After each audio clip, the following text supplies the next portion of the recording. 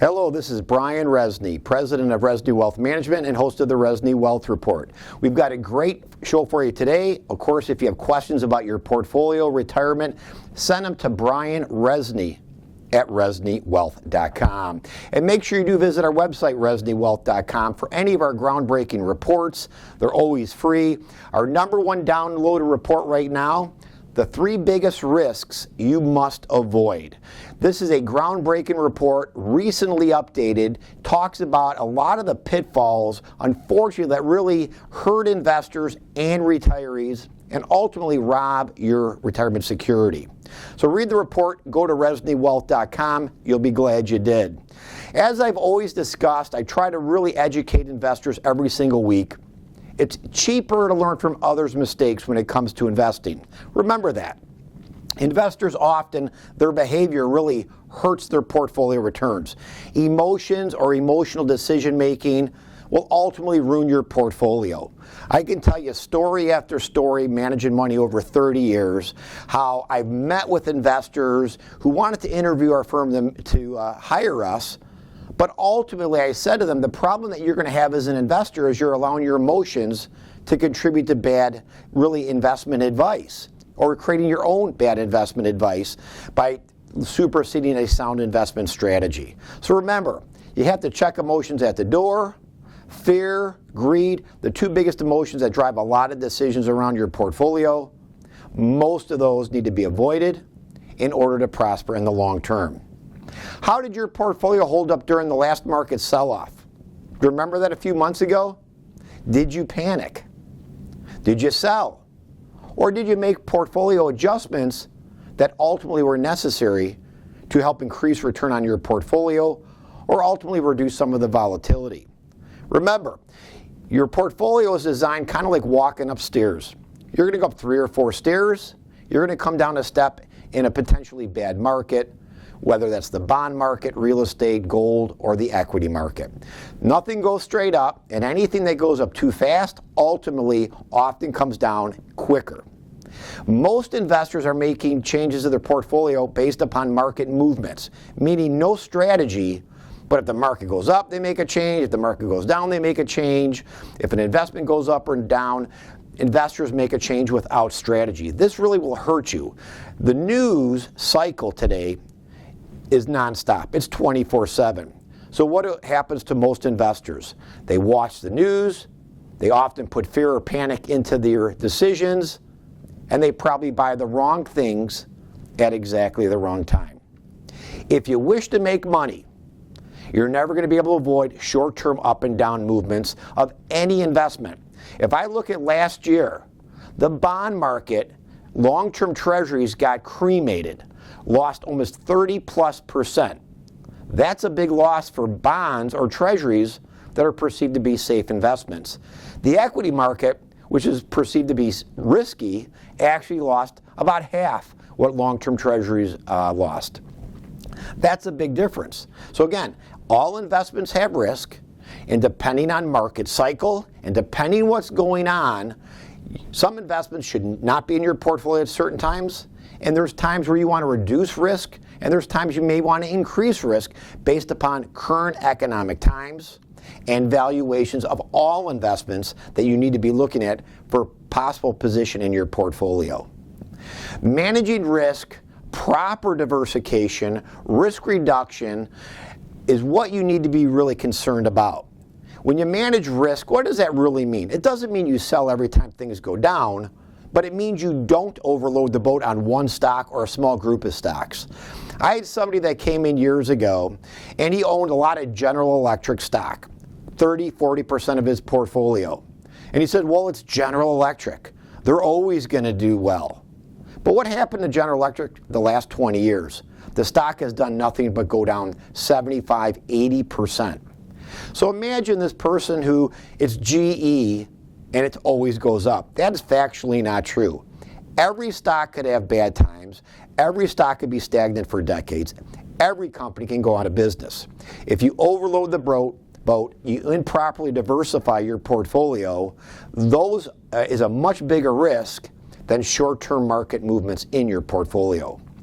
Over the last 30 years, A Delbar study looked at investment returns and looked at your returns, the investor returns. The investor performed poorly, half of what the bond market made and half what the equity market made. So imagine having your portfolio have more risk, have more volatility than the bond market, which are perceived safe investments, which can be risky at times, and make half what the equity market made, and you had more risk doing it. Why did that happen? Because you're not following a strategy, or maybe your advisor is not really an advisor at all, and they're selling you products through one of these brokerage firms or banks that really are good for them and maybe really not good for your portfolio. Remember this, always follow a strategy, not your gut reactions. If you are unable to manage your own money, and a lot of people are not, to be frank, most people don't have the time, discipline, or talent to manage their own money. If you don't, find yourself a fee-only fiduciary money management firm like Rezny Wealth Management. Let us guide the portfolio. Let us take the pressure off of your retirement by properly managing your money so you can do the things you'd rather do. Never let emotions ruin your portfolio or retirement. And I will tell you, I would estimate between 30 and 40% of investors become emotional from time to time and sell at the bottom and buy at the top.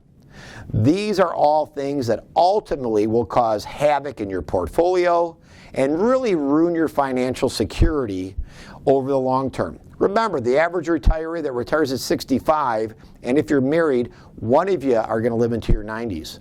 You're talking about a long-term retirement. Your portfolio needs to produce an adequate return above inflation. You need to be mindful of taxes, and you need to make sure that the income you have today is a growing income based upon inflationary numbers. Again, if you have questions about your portfolio, send those to Brian Rezny at ReznyWealth.com, and make sure you visit our website, ReznyWealth.com. Download our groundbreaking report, recently released, the 3 biggest risks you must avoid now. It's a must-read for any retiree or pre-retiree who is all concerned about either the advice you're getting, your portfolio security and safety, or maybe you're just not getting the communication you need from the current firm you utilize to manage your money. Tim from Cape Coral, Florida. Your thoughts about AMLP, Alerian MLP, as an income opportunity and interest rate effects? Tim, great question.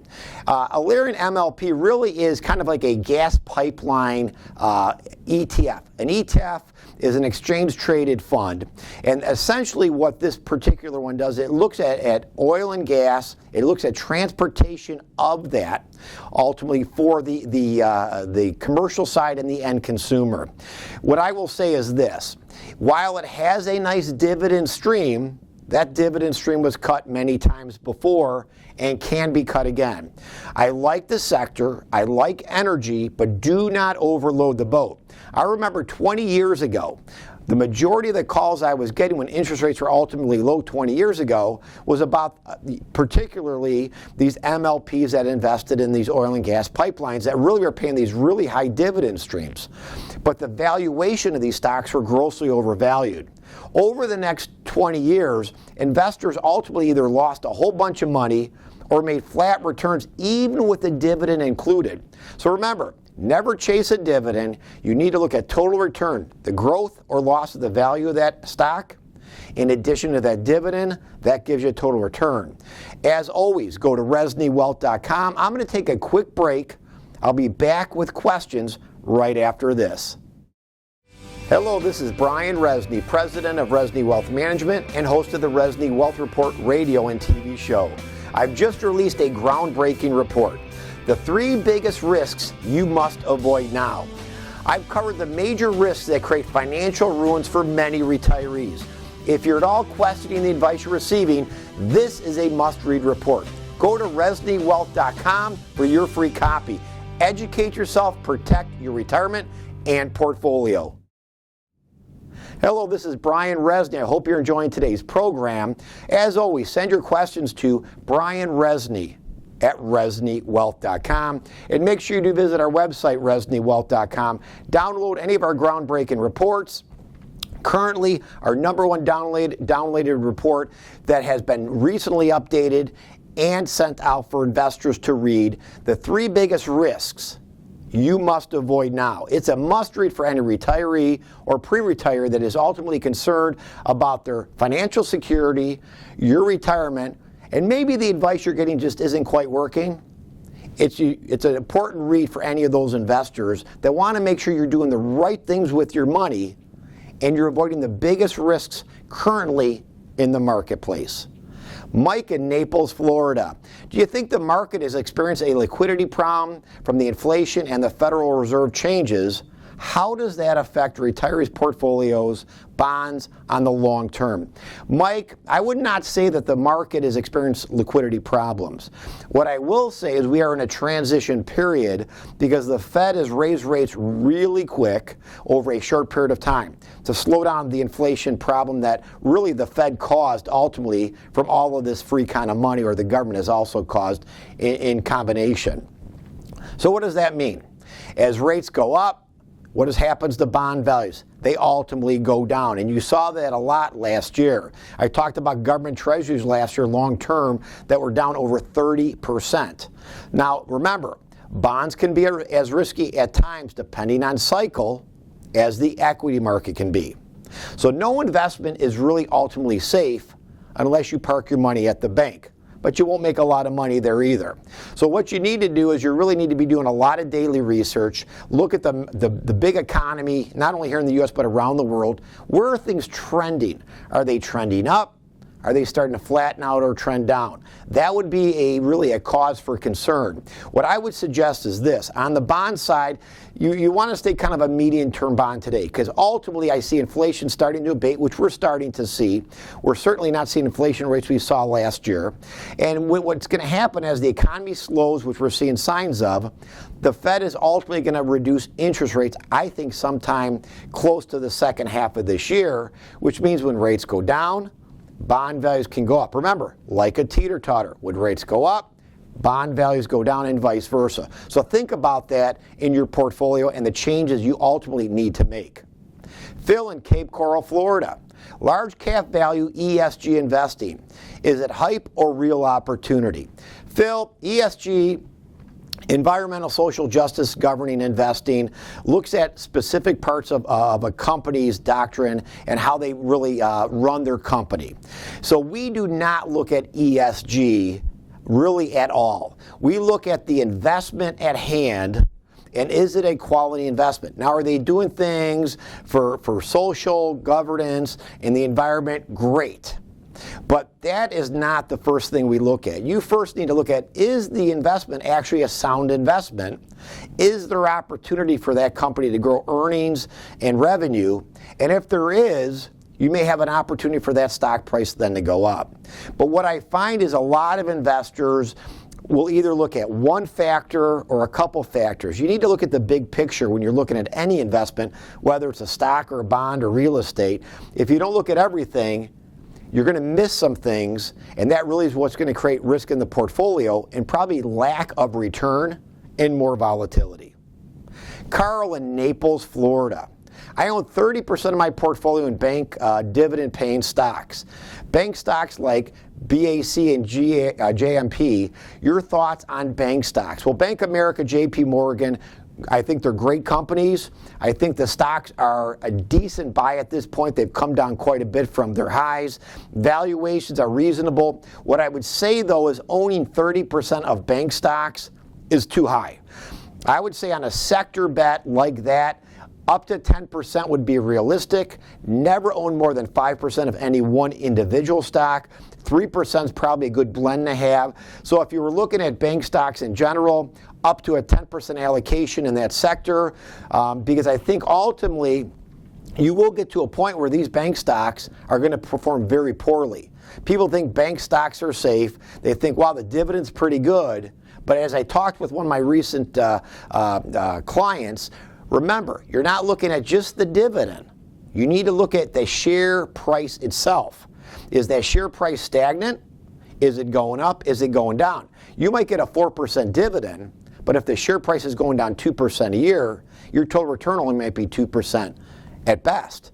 that's not a great return for the risk you're taking. So again, never overload the boat in any one sector. That's often a big mistake, and it creates more risk and less return for you, the investor. Ken in Dallas, Texas. Gold as an inflation hedge. Ken, I tell you what, it's interesting, but we have not actually had a lot of questions on gold probably in the last 12 months. We get them occasionally. And really, gold is down, and it's been really kind of not a great investment the last 3 or 4 years for a portfolio. The equity markets perform substantially better. Gold, generally speaking, is really not a great inflation hedge at all. Probably the best inflation hedge is energy, oil and gas. Fair disclosure, we own that in our client's portfolio, and we have for the better part of 2.5 years now. And it's been a great inflation hedge. So again, gold is not really an inflation hedge. It's more of the world's coming to an end, and you should own gold. It's kind of that fear investment. Statistically long term, there's pockets where it has a decent return, and there's times where it has a really lousy return. But if I look at the last 5, 10, 15 years, gold's a pretty lousy performer, and you really don't want to own that in the portfolio at this current time. So I would say don't own gold, look for opportunities more in the equity market, and I would continue to like the oil and gas side of it, the energy sector in the U.S. I think there's great opportunity as more demand comes around energy, and of course the supplies are going down because of the lack of investing in infrastructure by the large energy companies because the current president has a war on fossil fuels. Michael in Fort Myers, Florida. Equity index annuities as a viable income investment for retirees. Michael, I could tell you a lot of negative things about annuities in general, whether it's an equity index annuity or a variable annuity. There are no good annuities is the bottom line. The people that sell annuities are selling annuities under what's called suitability, not a fiduciary standard. Equity index annuities, in my opinion, are the worst of annuities. You will not get really any income at all from an equity index annuity. Let me explain. These things are sold as free money bonuses if you put money in. They're touted that you're going to make stock market type returns, which you will not. That bonus does not actually go on your real money. It's on this fake hypothetical pot of money. And the only way you can get it is you have to turn that annuity into an income stream that you asked about. The problem is the average equity index annuity, it's going to take you close to 20 years, Michael, to get your own money back. They take your big chunk of money, they annuitize it, let's say you're 65. It's going to take you almost 20 years to your 85 to get your own money back. Not a return on your money, but a return of your own money. Completely ridiculous. And when you do get that monthly money, it's not inflated. There's no inflation. So in 20 years, let's say you start day one getting $2,000 a month. In 20 years, you're going to need double that or triple that just based on inflationary factors. So do you want to go back to work? Of course not.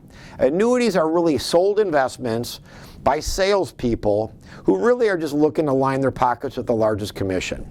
Annuities have been around a long time. Unfortunately, there's a lot of investors who have what's called the greed factor.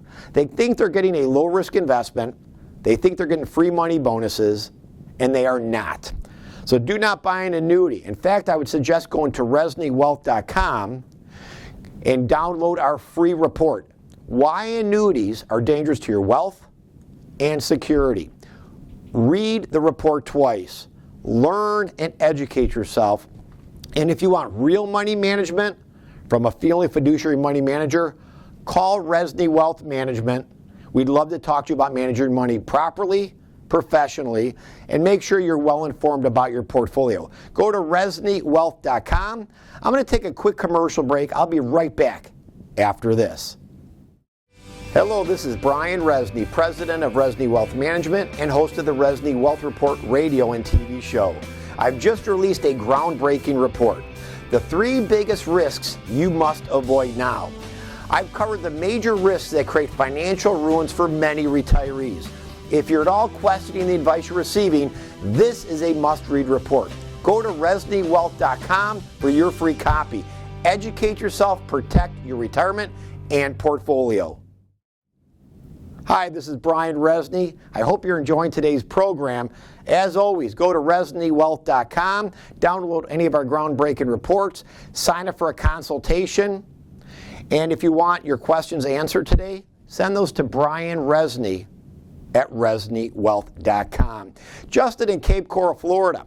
My advisor is pushing me hard to move my IRA to North America annuity. Your thoughts? Do not do it. North America is an annuity. Their annuities are not great. No annuities are great. And really, your IRA is already tax deferred. Why would you stick it in an annuity? It makes no sense. If you want to insanely lock your money up for 8 or 10 or 12 years, depending which annuity they're trying to sell you, you're going to have a back-end surrender penalty that could last that long. Penalty percentages could be 8, 10, 12% to get all of your money out. Sure, some of these give you a 10% penalty-free withdrawal yearly, but when you realize that you bought yourself a lousy investment that isn't producing what you needed to produce or what you were told by the salesperson it was going to produce, it's almost impossible to get all your money out without paying a hefty surrender penalty.